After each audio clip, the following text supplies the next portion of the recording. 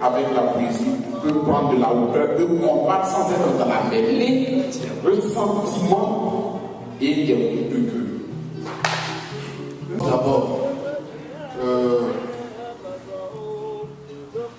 c'est une capacité importante de savoir s'effacer. Avant d'aller plus loin, je voudrais saluer et vous remercier de votre présence. Mais cette façon de faire peut poser problème aux artistes et aux hommes politiques. J'ai pu constater que dans certains milieux, l'humilité est un défaut. Chacun veut avoir la place et s'il faut écraser les autres, voilà, celui qui laisse la place, bon, on pense que c'est parce qu'il n'a pas assez de personnalité. Mais je pense qu'il y a des querelles qui ne sont pas nécessaires, que chacun a sa vocation. Il y en a qui sont doués vraiment pour la politique, il faut les encourager, les soutenir. Il y en a qui sont doués pour le sport, il y en a qui sont doués pour beaucoup de choses. Et à chacun, il faut reconnaître son talent et l'encourager. Parce que tous ces talents-là constituent la richesse nationale. Et il faut des gens pour parler de cette richesse nationale. Et le modèle pour moi, ce sont ces dames qu'on ne voit pas souvent, mais qui font la cuisine. Et c'est quand on a fini de manger au moment de partir, certains se souviennent qu'il a fallu que quelqu'un se brûle les doigts pour dire bon, on veut dire merci à madame. Voilà, et pour moi c'est le modèle vraiment d'effacement. Et si cette valeur-là peut être partagée, je pense que la politique, par exemple, sera moins source de rivalité mortifère. Je pense qu'il faut savoir s'effacer et de façon exécrable, il jouait la trompette.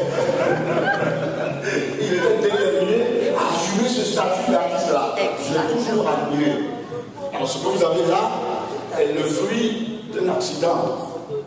J'avais commencé un essai pendant la crise post-électorale et malheureusement pour moi, la première fois que les FSI sont venus chez moi, ils ont emporté mon ordinateur. Bon, quand j'ai pu sortir de Côte d'Ivoire, je ne pouvais plus réécrire ce qui se trouvait dans l'ordinateur et je n'ai pas trouvé opportun de faire un essai. Parce que la crise elle-même, elle n'était pas terminée, et puis on n'a pas tous les documents, on ne connaît pas tous les tenants et aboutissants, même aujourd'hui en 2016, pour parler de la crise ivoirienne. Donc, la poésie va me permettre de l'exprimer,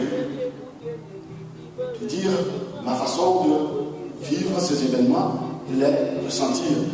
C'est pourquoi la première citation à l'exergue, on ne peut pas frapper l'enfant et l'empêcher de pleurer. C'était ma façon de pleurer. Je pense que je n'ai pas besoin de désigner un destinataire. Peut-être que c'est moi-même. J'ai envie de pleurer. Et puis le destinataire, on verra. Parce que le destinataire, c'est tous ceux qui peuvent écouter. Dans ma maman, on dit quand tu pleures, il faut tourner ta bouche vers celui qui peut te consoler. Donc considérons que tous les lecteurs qui vont lire sont ceux qui pourront me consoler. Voilà, ça répond à la question du destinataire. A fait perdre sa valeur au genre du griot. Mais Aïkou Ama, par exemple, insiste pour rappeler que ce n'est pas seulement l'éloquence, mais c'est la promotion de l'excellence. Le griot est un promoteur de l'excellence. Maintenant, il faut reconnaître une excellence authentique.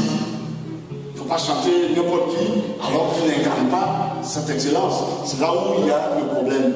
Mais le griot va faire la promotion de l'excellence et encourager ses contemporains à viser cette excellence-là. Kofi, je pense que je vais m'arrêter là. D'accord. Le fait n'a rien de secret ni d'héroïque. Il n'y a rien de particulier dont je pourrais me vanter. J'ai tous mes faiblesses, là je crois qu'il peut faire comprendre que tous ceux qui mettent du cœur dans ce qu'ils entreprennent peuvent réussir. Chaque paragraphe de ce livre.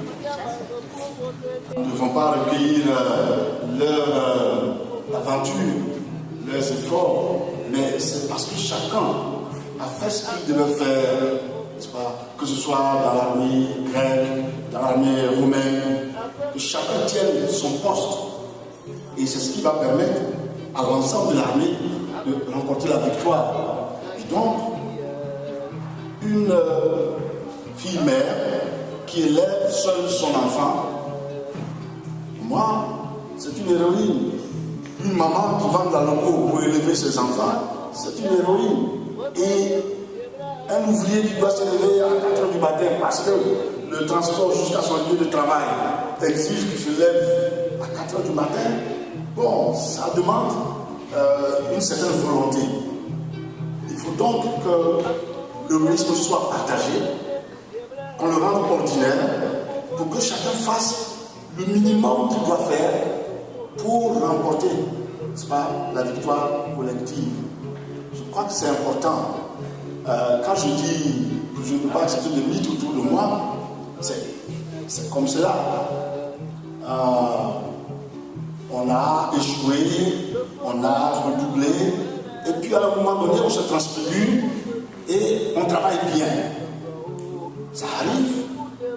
Pendant que d'autres qui étaient très brillants, finalement, voilà, pour faire un peu un promotionnaire qui était très moyen au lycée, après le bac, il était très brillant en droit. J'essayais de comprendre qu'est-ce qui a pu se passer.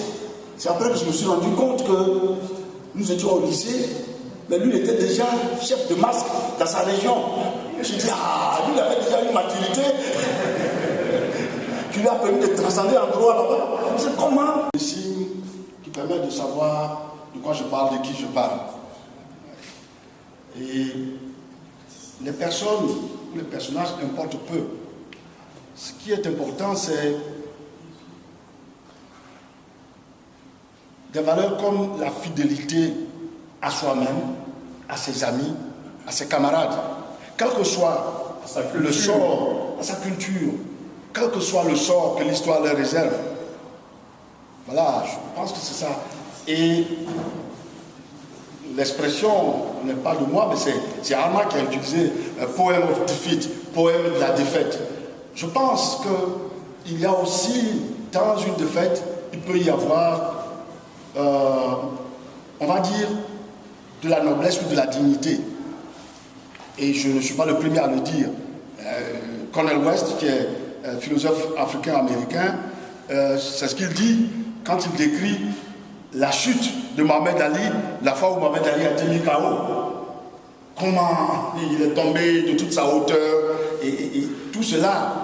Il n'est pas tombé de façon vulgaire comme certains boxeurs qu'on voit tomber et puis...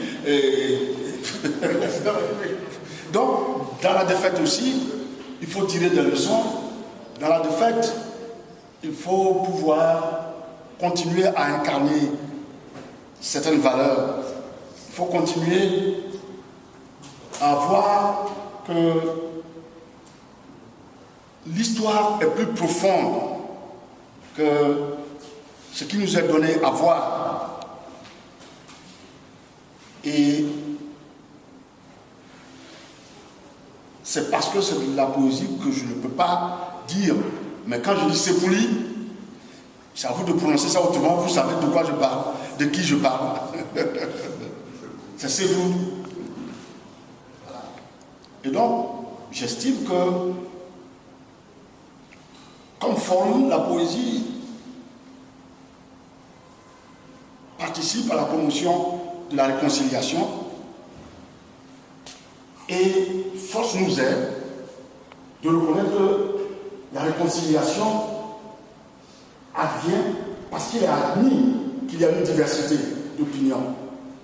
S'il n'y a pas de diversité, on ne peut pas parler de réconciliation. Se réconcilient ceux qui sont différents, ceux qui se sont affrontés, ou ceux qui, comme on dit chez nous, ont fait parade. Et donc, les différentes parties prenantes à cette diversité doivent s'assumer autant qu'ils sont. C'est à partir de cette diversité qu'on pourra reconstruire le monde, comme on disait à propos de Bouradi. Donc, la défaite ne doit pas être tragique, ne doit pas être un drame. Et il faut toujours pouvoir en tirer des leçons. Et peut-être que l'histoire est si vicieuse que parfois elle ne retient que les vaincus. Dans la salle ici, je demande quel est le général qui a vaincu Spartacus. On ne peut pas savoir, mais on a retenu le nom de Spartacus. Il a été vaincu, on ne savait pas comment il est mort. Donc, celui qui a gagné n'a pas été retenu par l'histoire. Ça aussi, c'est une leçon de l'histoire. Donc, ce qui m'importe, c'est que chacun soit fidèle à lui-même et que cette diversité soit un enrichissement pour notre société. Je crois que c'est ça qui est l'essentiel. C'est ça qui est l'essentiel. Les protagonistes, naturellement, on peut dire les noms et tout ça, mais ce n'est pas ça qui est important. Ce qui est important, ce sont les enjeux. La fidélité à soi, à ses valeurs, à ses camarades, à ses amis. Je pense que c'est très important. Beaucoup de mes camarades, beaucoup de personnes ont pu penser que participer à la CDD alors qu'on arrive était une forme de reniement, de renoncement à ses propres valeurs. Non. Je pense qu'il faut une diversité d'acteurs pour comprendre les différentes composantes de notre société et faire en sorte que cette réconciliation ait des chances de réussir. Donc, je n'ai pas besoin de me renier pour participer à l'activité de réconciliation. Je n'ai pas publié au moment où j'entrais à la CDVR parce que ça pouvait paraître un peu gênant. Je l'ai différé et j'ai estimé qu'à un moment donné, il fallait que je le publie pour que chacun sache où je me situe. Je pense que c'est comme cela. Il ne faut pas défier les autres, il ne faut pas les agresser, mais chacun doit assumer ce qu'il est, assumer ses choix, et ce sera une richesse pour notre communauté nationale. Et moi j'ai toujours estimé que le meilleur poème de Dadier, c'est Fidélité à l'Afrique. Mais et puis bon, c'est un, on va dire, camarade de nous, de mon père aussi, puisque Dadier était aussi responsable au niveau du RDA, des relations, en fait d'abord responsable de la communication, mais aussi était en relation avec ce qu'on peut appeler organisation de masse. Voilà. Et donc c'est ma façon de reconnaître ce qu'il représente. Ce qu'il représente comme valeur, le courage, la fidélité à soi et l'humilité dont nous parlons. Voilà, quelqu'un aussi qui est très, très humble. Donc, chaque fois qu'on le rencontre, au fond, c'est des leçons d'humilité qu'il nous donne. Donc, voilà les raisons. Et je pense qu'ils représentent tous ceux qui ont réussi à être fidèles à eux-mêmes. Donc, il y a un nom, mais considérons que le fond, ça peut être dédié à tous ceux qui ont fait l'effort d'être fidèles à eux-mêmes et de transmettre les valeurs dans lesquelles ils croient pour que la société puisse progresser, puisse aller de l'avant.